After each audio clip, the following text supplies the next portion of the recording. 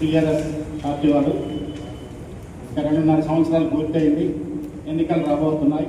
మనం కూడా ప్రజల్లో ఉండాలి, ప్రజల్ని కలవాలని చెప్పి 2.5 సంవత్సరాలు ముందు నిద్రపోయి ఇప్పుడిప్పుడే మేల్కొని వచ్చేసి అన్ని ఎక్కడ మరి దొరుకుతారని చెప్పేసి అసత్య ఆరోపణలు, అబద్ధాలు ప్రచారం చేస్తూ ఈరోజు ప్రెస్ మీట్ల ద్వారా మీటింగ్లో చెప్తా ఉన్నారు. దాన్ని పూర్తిగా మేము ఖండిస్తూ ఉన్నాం.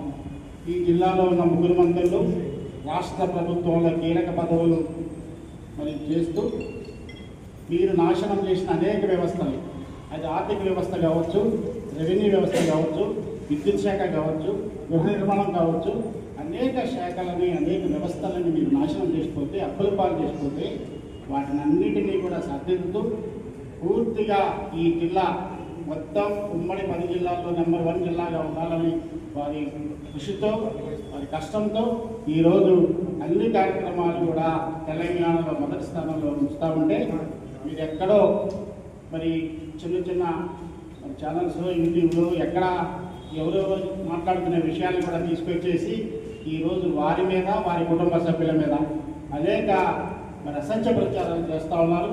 మరి తుమ్మల నాగేశ్వరరావు గారిని కానీ, బట్టి విక్రమార్క గారిని కానీ, శ్రీనివాస్ రెడ్డి గారిని కానీ వారి మీద అబద్ధాలు, అసత్య ప్రచారాలు చేస్తూ మరి ఈనాడు ప్రెస్ మీట్ పెట్టేసి చెప్తా ఉన్న విషయాన్ని మేము తీవ్రంగా ఖండిస్తూ, మీకు దమ్ము ధైర్యం ఉంటే, నిజమైన ఆధారాలు ఉంటే దానికి ప్లాట్ఫామ్స్ ఉన్నాయి.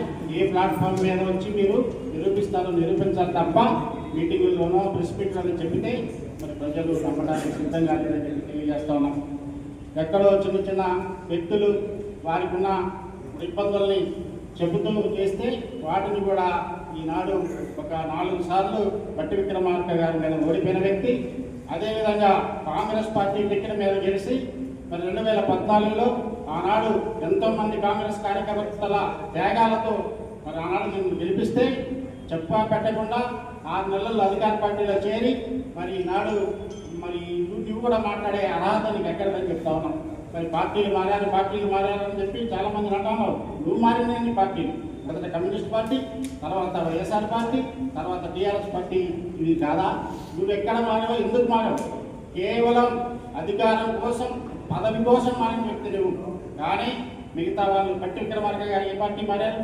మరి తుమ్మల నాగేశ్వరరావు గారు మారినా కూడా ఆయన ఏమి మరి అధికారంలో ఉన్నప్పుడు మారలేదు, పదవిలో ఉన్నప్పుడు మారలేదు. మరి ఆ అవసరం కొద్దీ తన ఈ జిల్లా అభివృద్ధి కోసం, ఈ జిల్లా ప్రజల సౌకర్యాల కోసం అవకాశం వచ్చిందని చెప్పేసి పిలిస్తే మరి ఆనాడు మరి ఆ టీఆర్ఎస్లోకి పోయినా లేదంటే కాంగ్రెస్ వచ్చారు తప్ప మీలాగా ప్రజలు గెలిపించిన పార్టీని వదిలేసి మరి మీలాగైతే పార్టీ మారలేదని చెప్పి తెలియజేస్తా ఉన్నాము. నువ్వు ఎందుకు పార్టీ మారావో చెప్పాలి. అసలు కమ్యూనిస్ట్ పార్టీ నుంచి వైఎస్ఆర్లకు ఎందుకు పోయావు? అధికారం కోసం కాదా, లేదా పదవి కోసం కాదా? అదేవిధంగా మరి టీఆర్ఎస్లోకి ఎందుకు పోయావు? కాంగ్రెస్ పార్టీని గెలిపిస్తే కాంగ్రెస్ పార్టీ అన్నాడు నిన్ను నమ్మి మరి ఏఐసీసీ నీకు టికెట్ ఇస్తే నువ్వు తీసుకుపోయి టీఆర్ఎస్ కాళ్ళ ముందు పెట్టింది నిజం కదా?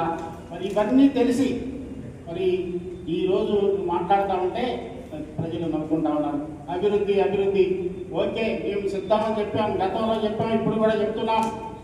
జిల్లా లెవెల్లో చర్చిద్దామా, నియోజకవర్గ లెవెల్లో చర్చిద్దామా, గ్రామ లెవెల్లో చర్చిద్దామా?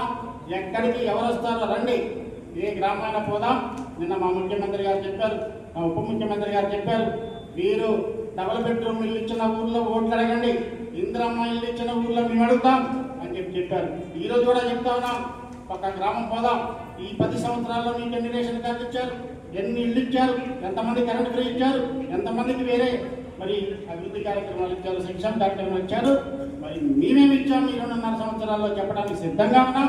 మరి అనవసరమైన అవాకులు చవాకులు పేలి మరి నచ్చలేని వ్యక్తులు ఒక పార్టీని నమ్మి 40 సంవత్సరాలు 30 సంవత్సరాలు మరి కాంగ్రెస్ పార్టీతో ఉండి మరి చిన్న స్థాయి నుంచి ఈరోజు రాష్ట్ర ఉప ముఖ్యమంత్రిగా ఉన్న బట్టి విక్రమార్క గారిని కానివ్వండి, 40 సంవత్సరాలు రాజకీయాల్లో ఉండి అనేక పదవులతో ఉండి కూడా ఎలాంటి అవినీతి ఆరోపణలు లేని వ్యక్తి మీద ఈరోజు మీరు అనవసరమైన ఆరోపణలు చేస్తే ఈ జిల్లా ప్రజలు నమ్మడానికి సిద్ధంగా లేదని తెలియజేస్తా ఉన్నాం.